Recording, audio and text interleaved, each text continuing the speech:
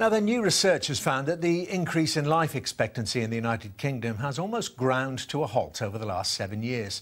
The report's author, Professor Sir Michael Marmot, says he's deeply concerned that the rise in the average lifespan appears to have tailed off. He's called for urgent investigation into whether cuts to health and social care have contributed to the trend. Sky's Rebecca Williams reports from Bristol.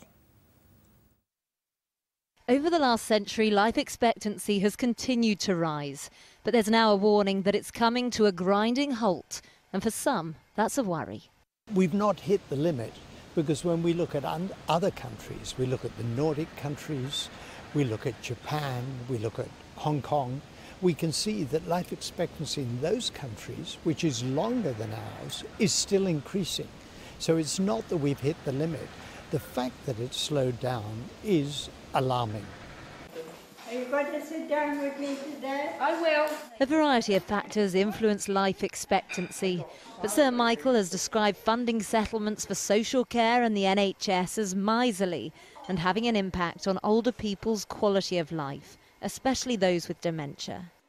Dolores Willie's husband Norman has the illness and is treated in this specialist unit here at Olive Tree House Nursing Home in Bristol. But she says a lack of financial support from the government impacted on her husband's health initially. We had to sell our home, where we'd lived for the last 39 years. It was a wrench, and also the fact that so much has had to go into his care.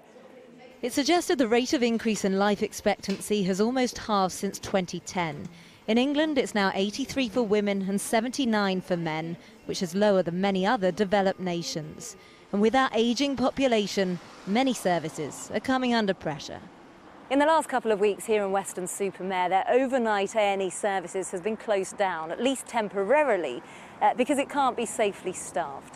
And we've seen a similar situation up and down the country, where in recent years, A&E, cancer and maternity units have either closed or been consolidated. You wait longer for operations that are really necessary, which affects people's way of life. And if you can't get about and keep fit, you're going to go down even more, aren't you?